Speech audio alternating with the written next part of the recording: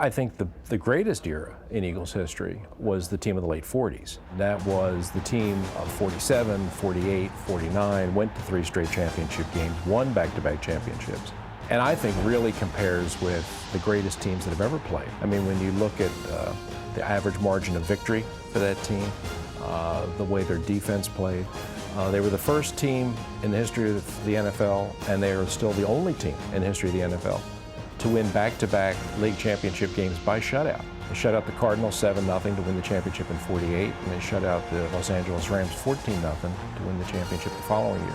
Never been done before, hadn't been done since. It wasn't really a different game. The emphasis has changed a lot. It's an aerial game today. And while you like to have an outstanding running back that can get you 1,000 or 1,200 yards during the course of the season, you're not going anywhere without a quarterback that can hit your receivers consistently. And Van Brocklin was a field general. He had the authority to send you off the field if you weren't doing your job.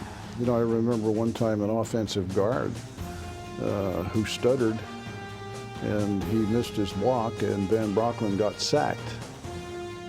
And Van Brocklin said to him in the huddle, "What were you thinking?" And he was, and I was thinking, and Van Brocklin said, "Look, don't think. You weaken the ball club when you think." That was the end of that. In the late 50s, I'll tell you, right now, Norm Van Brocklin and Sonny Jurgensen were our quarterbacks. And when you got in that huddle in there, let me tell you, it was strictly business. So much pride was in that huddle. Let me tell you, nobody gave us any chance against the Green Bay Packers at all. And what happened?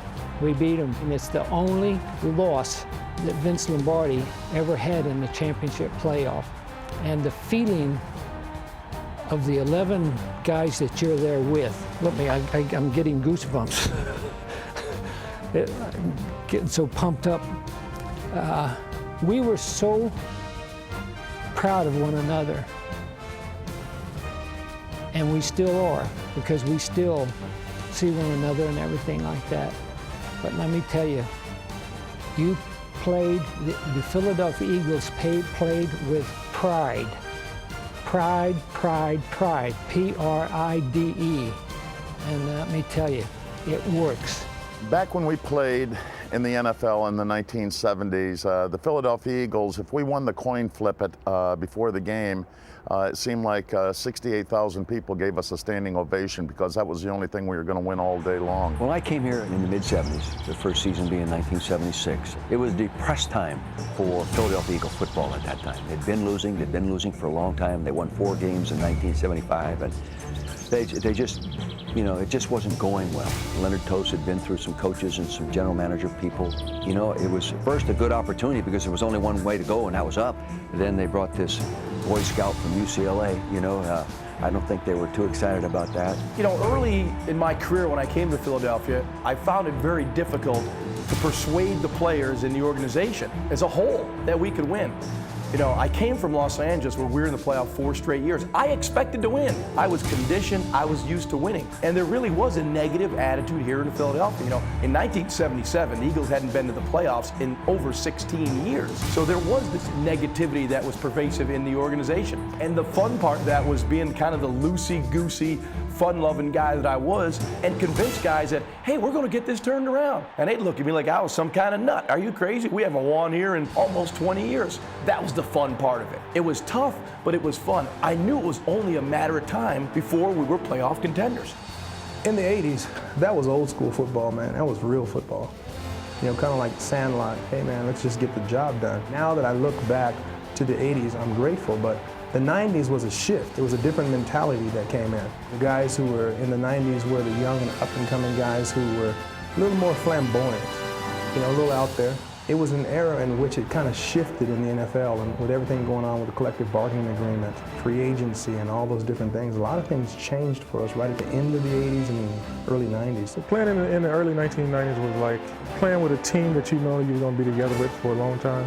like build a great relationship with the team, and you're going to be next to Byron Evans and Clyde Simmons and Seth Joyner the whole time. You're going to be there for 5 years at least together. Now it's like, kind of like a shuffleboard type thing. Okay, it's time for me to move over and go to the next team, and that's the way it is now. In the 90s, it was really twofold. In the beginning, it was about, Ray, and it was about winning. We were coming off the playoffs. It was about a winning feeling. And then all of a sudden, kind of you could point to one play, Dallas and the fumble snap. I'm pretty sure all the fans don't want to hear about, because I don't want to hear about it either. Fumble snap and missed field goal. From that point, everything started going downhill. So now we're talking about 3-win seasons. We're talking about a 5-win season. So now we're kind of the butt end of jokes as far as around the league. Well, the real transition was when we moved into the NovaCare complex, because it was going from maybe the worst working facility for our players, for all our employees, for the coaches, to what arguably has been the best, working facility. That kind of set the tone, and then Lincoln Financial Field got built. We were able to draft a franchise quarterback at the end of the decade in '99. Hired an outstanding coach in Andy Reid, who's gone on to become the winningest coach of the history of the franchise. So it really was kind of the turning point of being able to sustain something that we could be proud of, and still got a lot more to achieve. It's been about winning, period. It's been about us pursuing and having lofty goals, but realistically lofty goals as far as winning the Super Bowl.